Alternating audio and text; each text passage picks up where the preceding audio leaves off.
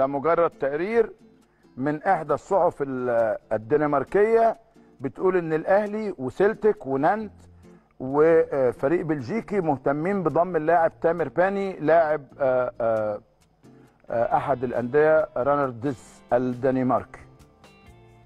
هو بيلعب فيه من ما بقالوش سنه، وبيقولوا فيه اهتمام كبير. هو اصله فلسطيني مهاجم وبيلعب على الاجنحه وصنع الالعاب. لعب 15 مباراه، سجل هدفين وصنع 4، وفريقه في المركز الثالث في الدوري الدنماركي، ودي بعضا من اهدافه. خلي بال حضراتكم، اقول لكم ده تقرير، ده مش خبر من عندي، دي تقارير بتتردد، فقلنا نشرككم في هذه التقارير وفيما يقال، لكن ما حدش يقول ان انا اعلنت انه هذا اللاعب وقع للنادي الاهلي. ما قلتش كده خالص، ما قلتش كده خالص، ولا فتحت بقي بكده خالص، عشان تبقى القصه تبقى واضحه للجميع. طيب كمان تعالوا نرجع للنادي الاهلي وماذا يحدث داخل فريق الكره في النادي الاهلي. الاهلي يعود للمران غدا باذن الله. الامور الحقيقه بتتصاعد بالشكل الايجابي. هناك حاله من التركيز، من الاهتمام، لان هم هنتمرن خميس جمعه سبت، نلعب الحد ان شاء الله امام مودرن سبورت. تتذكروا ان مودرن سبورت الاسبوع الماضي كان قد فاز على الزمالك في بطوله الدوري العام. صحيح مركزه قبل الاخير، لكنه يظل فريق محترم. طيب هل حد من الصفقات الجديده اللي انضمت او هتنضم ممكن يظهر في مباراه مودرن؟ نعم ايوه نعم، ممكن جدا. كمان تبقى في مفاجآت في موضوع الصفقات، وممكن تلاقي اكتر من 3 وجوه موجودين في المباراه. لكن ده كمان ما بيجيش على حساب النجوم اللي موجوده اللي متألقه. انت النهارده لما بتقول لي ضميت فلان ناحيه الشمال، ضميت فلان ناحيه اليمين، عملت مش عارف مين في راس الحربه او لكن انا عندي ما شاء الله، انا عندي حسين الشحات، وعندي ان شاء الله طاهر يرجع بألف سلامه، وعندنا امام، وعندنا قفشه، وعندنا مروان، وعندنا هاني، وعندنا عمر كمال، وعندنا اسماء كتيره جدا وعظيمه، الى ان يعود كمان اشرف داري، ويعود يحيى عطيه الله، ويعود كريم فؤاد، ويعود كل اللاعيبه المصابين بسلامه الله. لكن قد تجد مفاجآت في تشكيله النادي الاهلي امام مودرن سبورت باذن الله، ودي هتبقى حاجه جيده. خليني الحقيقه اشكر كل الناس، كل المنتمين للنادي الاهلي، ونبدا بمجلس اداره النادي الاهلي. ليه؟ لانه زي ما سمعتوا كده في المقدمه، الاهلي عمره ما انفصل عن جمهوره، لا كيان ولا اداره ولا اي حاجه خاصه بالنادي الاهلي. الكل في مركب واحده، الكل عايز المركب دي تبقى صاروخ طايره لحد عنان الفضاء، يعني اذا كانت المراكب بتطير. الكل عايز النجاح، الكل عايز الحاجه الصح للنادي الاهلي عشان يبقى في حاجه جميله تليق باسم النادي الاهلي. من هو النادي الاهلي؟ هو النادي الاكبر محليا، دي من زمان. هو النادي الاكبر افريقيا، دي برضه من زمان. هو النادي الاكبر عربيا، رغم ان هناك تنافس كبير جدا مع عدد من الانديه العربيه اللي لها احترامها ولها كل تقديرها، لكن الاهلي دائما وابدا بيقدم نفسه كده. بل ان الاهلي تخطى ده وبقى رقم في كره القدم على المستوى العالمي، وده مش كلام، ده واقع. لما تشوفوا في كاس العالم للانديه، لما تشوفوا في البطولات الاخيره، لما تشوفوا في كل المحافل الدوليه، لما يذكر اسم مصر في الخارج في المحافل الرياضيه، يقول لك ايوه انتوا اللي عندكم النادي الاهلي. هو النادي الاهلي اصبح كده، وبالتالي اصبح الاهلي الانديه بتتهافت عشان تتعامل معاه، واللاعبين بتموت نفسها عشان تلعب فيه، وده امر جميل. ليه؟ برضو للسمعه.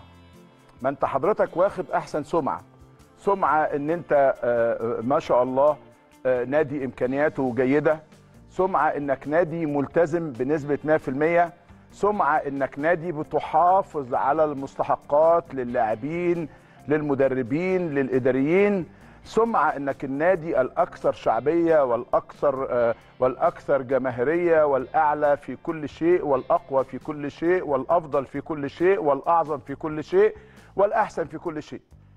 دي سمعه دوليه، وده الحقيقه الشيء الجميل اللي يحسب للنادي الاهلي.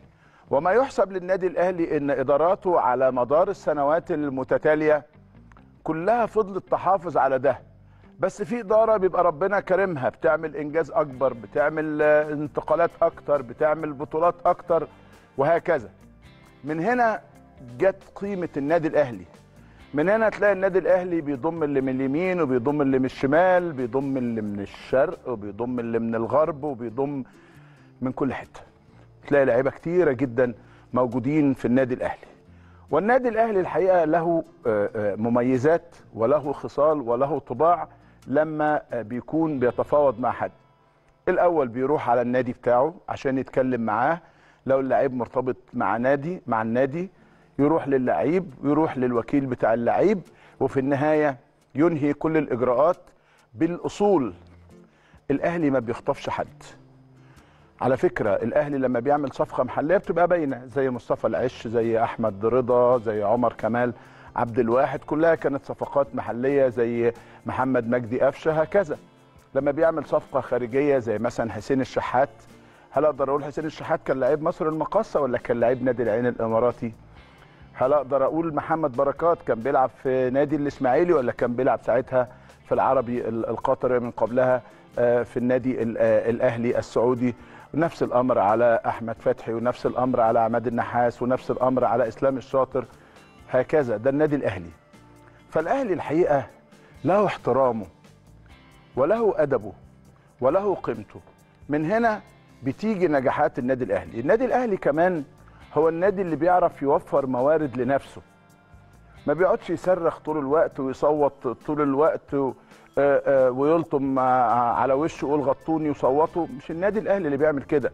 النادي الاهلي يفضل يبحث ويدور ويشوف عشان يجيب موارد. الحاجات المهمه اللي هقولها لكم كمان انه في كاس العالم للانديه باذن الله هتلاقي كمان امر جديد في موضوع الموارد، في موضوع الرعايات، في مواضيع كثيره جدا خاصه بالنادي الاهلي. وخلال اسبوعين بامر الله هتسمعوا خبر جميل جدا على النادي الاهلي. باختصار دي قيمه النادي الاهلي. طيب خليني كمان في الخناقات اللي شغاله، وكنت قلت لكم امبارح انه نادي بيراميدز اشتكى كابتن محمود عاشور. فالكابتن عاشور هو اللي بعت مذكره رسميه لاتحاد الكوره ضد الكابتن احمد زاهر اداري فريق بيراميدز الحالي والمدير الاداري السابق لنادي الزمالك. اتهم فيه الكابتن احمد بانه سب حكام الاهلي وبيراميدز وقال بالحرف الواحد: ارتحت كده، ده انتوا حكام تريك، اعمل تيت على الصوت يا وائل، بلفظ خارج حسب اتهام عاشور لاداري بيراميدز. وكمان تضمنت المذكره انه اداري بيراميدز احتك بالحكم وحاول الاعتداء عليه هو ونجله. لجنه الحكام احالت المذكره للجنه الشؤون القانونيه اللي هتحقق في الواقعه، ويعني يا اما تشوف هتحلهم للجنه الانضباط ولا هتحفظ الشكوتين. عارفين زي عندنا كده يقول لك ايه، عمل لك محضر اعمل له محضر. فهي القصه ايه كده، يعني ضربني وبكى وسبقني واشتكى.